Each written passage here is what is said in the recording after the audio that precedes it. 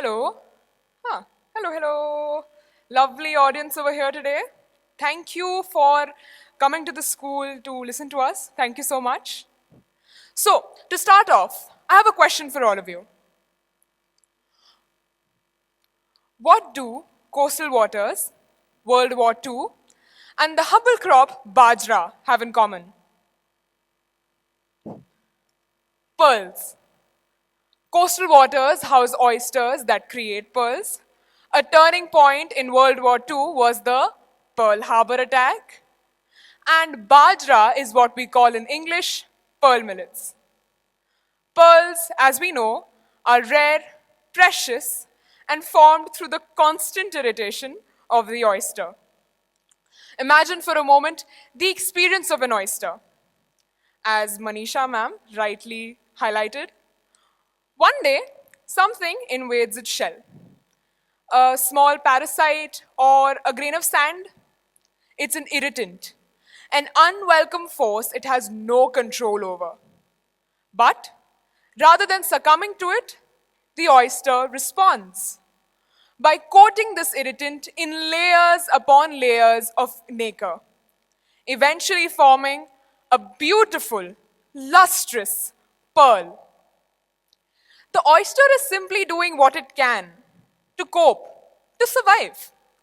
But in doing so, it inadvertently creates something the world considers beautiful. Now, let's imagine the situation in human terms. Imagine you're walking down the street, minding your own business, when someone just shoves you. Of course, you're hurt, maybe even a bit angry. You might yell at the person, but then you brush it off and move on with the rest of your day. Time heals, and just as the wound is about to heal completely, someone comes along and decides to peel it right off. Why? To wear it as jewelry. Now that's horrifying, to say the least. Yet, in a metaphorical sense, this is precisely what we do with art. We admire the beauty in it, not realizing it often comes from a place of hardship, pain, or loss. Artists, like the oyster, create something from the discomfort life throws at them. And society has built entire industries around it. The pearl industry alone is valued at over $13 billion. But I would argue that the fields of dance, literature, music, art, and film are worth much, much more, and also one that has deeply enriched human experience and connection across time. What makes us value the beautiful products of someone's resilience, yet often overlook the value of nurturing creativity itself?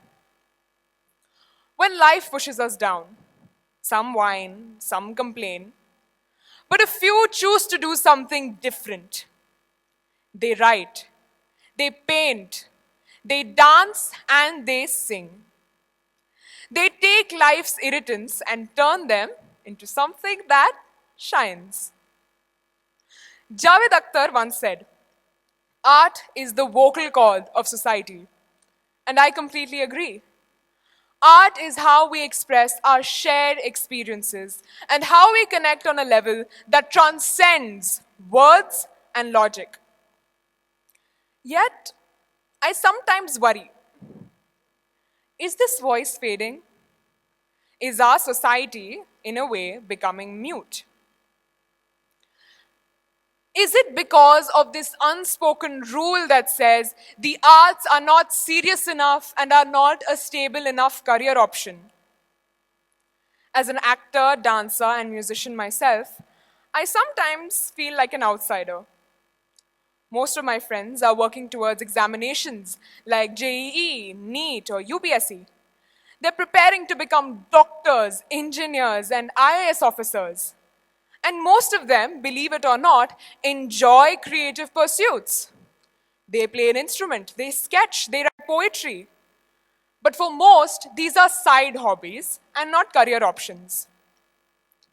Maybe they feel they don't have a choice. Perhaps they face parental pressure, an abba nahi manenge situation. Or maybe it's a sign of something deeper. A systemic thinking that prioritizes STEM subjects while sidelining the arts. Now, to be clear, I am in no way diminishing the importance of science, technology, engineering, and maths. In fact, science and mathematics were among my favorite subjects in school, and I performed exceedingly well in these subjects in my board examinations.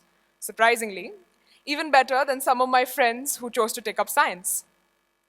But having said that, science is crucial. It is the reason why so many of us are here today, why we're healthy, why we have the technology to be staring at this giant wall of light. Science is foundational. It has saved countless lives and driven society forward. But if science is what allows us to live, then art gives us a reason to live. If science gives us medicine, art gives us healing. If science puts food on the table, art feeds the soul. The oyster itself is indeed a delicacy, but the pearl is what an oyster is known for. Over the years, art is shifting from being a pursuit of passion to a highly commercial pursuit. And to highlight that, I would like to show you some things. If we, as a society, focus solely on our intellectual abilities, our ability to calculate, measure, and analyze, while neglecting our capacity for emotional complexity and creativity, what kind of society are we building? As humans, we possess not just superior intellectual capabilities, but also superior emotional capabilities as compared to animals. Animals can experience emotions like anger, grief, joy, yet they do not comprehend or rather communicate complex emotions as effectively and efficiently as we humans can. For instance, an animal doesn't know what it feels like to murder your own son in a fit of rage. And the remorse, guilt, and sorrow that follows seeing your own blood bleed to death. But Ivan the Terrible does. An animal doesn't understand the feeling of betrayal a woman would feel when her own husband ritually sacrifices their daughter for a victory in war. But Clytemnestra does. Art allows us to empathize, to see life from different perspectives, and to grapple with our shared human experience. The voice of an artist becomes the melody of change. If we continue to neglect art and emotional expression, we risk neglecting a crucial part of what makes us human. Our society is an oyster, which holds a world of science, and the dunes of problems already exist. Then why are the pearls not being made? Coming back to my previous point, over the years, art is shifting from being a pursuit of passion to a highly commercial pursuit. To make money, people are now resorting to making synthetic plastic pearls. Art is no longer made to comfort the disturbed and disturb the comfortable, but rather to make the comfortable more comfortable. Let's take cinema, for example, an art form we all love. We all have some core memory associated with cinema, right? It could be bunking school to watch DDLJ for the fourth time, or it could be the time you spent with your children at the cinema halls.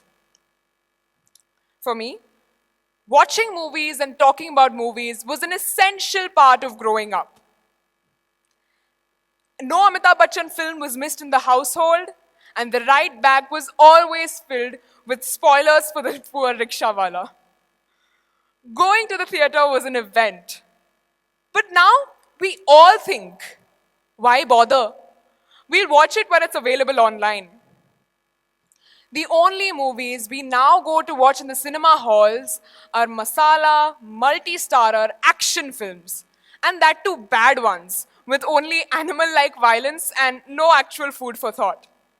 Now, there's nothing wrong with watching such movies where you leave your brain at home. I also enjoy watching them. But the problem lies in the fact that these are the only movies that get collections in the box office and turn out to become hits. While movies like Kennedy, which get standing ovations in the international circles, have to struggle to get distributors to get even a release back home. Movies are now made with a set formula. If something works, you'll find a wave of movies on the same lines. If an extremely violent action movie becomes a hit, then more will be released. If some series about an entrance exam gets praise, then all the entrance exams will be attempted. Creativity is seen as a risk in a field based on art. Isn't that ironic? And not just in cinema, but in music too. Music has been reduced to mere audience grabbers in cinema. The music is now designed in such a manner that it can be fit into a 1-minute reel worthy of your time. Due to this, a lot of the music now sounds the same, employing the same beats but at different tempos. Remixes are now the trend, and experimentation is too risky. In all the dance reality shows, the dance is slowly being replaced with gymnastics and acrobatics. The contestants' talent is laced with a sob story to ensure increased TRPs. Just because once upon a time, a genuine sob story worked. In art,